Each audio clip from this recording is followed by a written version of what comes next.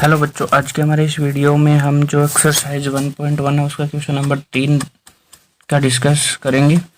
तो अपने क्वेश्चन है कि अभाज्य गुणनखंड विधि द्वारा निम्नलिखित पूर्णांकों के एचसीएफ और एलसीएम ज्ञात करने। ठीक है, एलसीएम और एचसीएफ। तो देखिए, पहले जान लेते हैं एचसीएफ और एलसीएम होता है क्या। तो एचसीएफ के लिए एचसीएफ क्या होता है कि जिन संख्याओं का एचसीएफ ज्ञात करना होता है उनके अभाज्य गुणनखंडों में, जिनका ज्ञात करना उनके अभाज्य गुणनखंड करना है, और उन गुणनखंडों में उभयनिष्ठ गुणज की जो न्यूनतम घात होती है, जो गुणनखंड कॉमन होता है उसकी जो न्यूनतम घात होती है, उनको गुणा करने पर जो संख्या प्राप्त होती है वही उन दी गई संख्याओं का एचसीएफ होती है। उसके बाद आता है एलसीएम। एलसीएम क्या होता है? तो देखो, जिन संख्याओं का एलसीएम ज्ञात करना होता है उनके अभाज्य गुणनखंडों में उभयनिष्ठ गुणज की अधिकतम घात, उभयनिष्ठ गुणनखंड है उसकी अधिकतम घात और बाकी के सभी गुणजों का जो गुणनफल है वही एलसीएम कहलाता है। जिनका हमें एलसीएम ज्ञात करना होता है, हम उन संख्याओं के गुणनखंड ज्ञात करते हैं। जो कॉमन है उसकी तो अधिकतम घात लेते हैं और बाकी के जो गुणनखंड है उनको ऐसा का ऐसा जब गुणा कर देते हैं तो उसका एलसीएम निकल कर आ जाता है। जैसा कि अपने क्वेश्चन में 12, 15 और 21 फर्स्ट क्वेश्चन में। तो देखिए, सबसे पहले ये दी गई संख्या लिख ली, उसके बाद अपन लिखेंगे, ये आप लैंग्वेज को जरूर नोट करें। बोर्ड एग्जाम में अगर आप ऐसी लैंग्वेज लिखोगे तो आपका एक भी नंबर नहीं कटेगा। शानदार लैंग्वेज के साथ आपको आंसर देना है क्वेश्चन का कि 12 के अभाज्य गुणनखंड। तो आप इस तरीके से 12 के अभाज्य गुणनखंड कर सकते हो, और जो 12 के अभाज्य गुणनखंड है उसको इस तरीके से आप लिख सकते, 2 × 2 × 3 को 2 की पावर 2 × 3 लिख सकते हैं। उसके बाद 15 के अभाज्य गुणनखंड, तो 15 के अभाज्य गुणनखंड 3 × 5 हो जाएंगे। 12 आ गया, 15 आ गया, अब बच गया 21। तो आप यहाँ लिखोगे 21 के अभाज्य गुणनखंड 3 × 7 होते हैं। तो ये आपने 1, 2, 3 समीकरण नाम दे दिया। अब एचसीएफ, तो जैसा कि आपने ऊपर देखा है कि एचसीएफ होता है क्या कि जिनका एचसीएफ याद करना है उनके अभाज्य गुणनखंडों में उभयनिष्ठ गुणज की न्यूनतम घात। तो देखिए, आपको 12, 15 और 21 इन तीनों का ये रहे इसके गुणनखंड 1, 2 और समीकरण 3 ये इसके गुणनखंड है। इनमें उभयनिष्ठ क्या है? तो देखो, इसमें 3, 7, इसमें 3, 5, इसमें 2 और 3, तो 3 उभयनिष्ठ है। तो उभयनिष्ठ की न्यूनतम घात थी, तो न्यूनतम घात 1 है, तो इसलिए इसका जो एचसीएफ है वो 3 ही हो जाएगा। और एलसीएम के लिए अपन ने क्या देखा है कि गुणनखंडों में जो गुणज उभयनिष्ठ है उसकी अधिकतम घात, तो इसकी अधिकतम और न्यूनतम दोनों घात 3 की 3 ही है, तो 3 को ऐसा कैसे लिख दिया।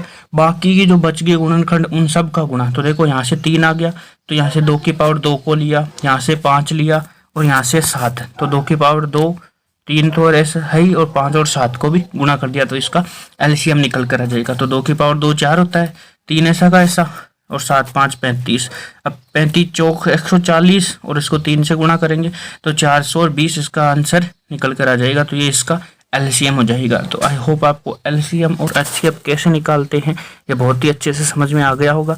आप ये इस नोट को जरूर नोट कर ले कि कोई भी संख्या दी गई हो तो उसका एचसीएफ और एलसीएम होता क्या है। एचसीएफ तो होता है उन संख्याओं के गुणनखंड में जो उभयनिष्ठ है उसकी न्यूनतम घात और का गुणज, और एलसीएम होता है जो उभयनिष्ठ है उसकी अधिकतम घात और बाकी के जो सब गुणनखंड है उन सब का गुणा करने पे जो प्राप्त होता है वही एलसीएम। इस तरीके से अपना जो सेकंड है उसमें है 17, 23 और 29। तो जैसा कि उसी का आंसर भी अपने यहाँ पर लिखा है कि 17 के अभाज्य गुणनखंड, यही लैंग्वेज लिखनी है आपको बोर्ड एग्जाम में अगर सफिशिएंट 100 में से 100 नंबर लाने हैं तो। देखिए, 17 के गुणनखंड 1 × 17, फिर 23 के गुणनखंड हो जाएंगे 1 × 23, ठीक, समीकरण 2। फिर 29 के अभाज्य गुणनखंड तो 1 × 29, ठीक है। अब बात आती है एचसीएफ की, तो एचसीएफ क्या होता है, तीनों में कॉमन, तो कॉमन 1 है तो ये एचसीएफ इसका 1 हो जाएगा, ठीक है। यहाँ पर एचसीएफ 1 कर दिया। उसके बाद है एलसीएम, तो एलसीएम का अपन ने देखा है कि जो कॉमन है उसके अधिकतम घात और जो बाकी गुणनखंड बच गए उनको ऐसा का ऐसा गुणा करना है। तो यहाँ पर से 29, यहाँ से 23 और यहाँ से 17 बच गए हैं, तो एक तो हर संख्या से गुणा होता ही है। तो 17, 23 और 29 का जो गुणनखंड है वो 11,339 होता है। तो यही 17, 23 और 29 का एलसीएम हो जाएगा। तो इस प्रकार से अपन इस क्वेश्चन को बहुत ही आसानी से सोल्व कर सकते हैं। जो इसका तीसरा पॉइंट है उसमें को आप खुद करोगे, अगर कोई दिक्कत हो तो आप कमेंट बॉक्स में कमेंट कर सकते हैं, उसका भी सॉल्यूशन मिल जाएगा। उसको करना कैसे है, देखिए आप क्या करोगे, यहाँ पर 8 12 की जगह 8, 15 की जगह 9 और 21 की जगह 25 लिख लोगे। यहाँ पर 12 की जगह लिखोगे 8 के अभाज्य गुणनखंड क्या होते हैं वो आपको यहाँ नोट करने, फिर समीकरण 1 नंबर नाम दे देना।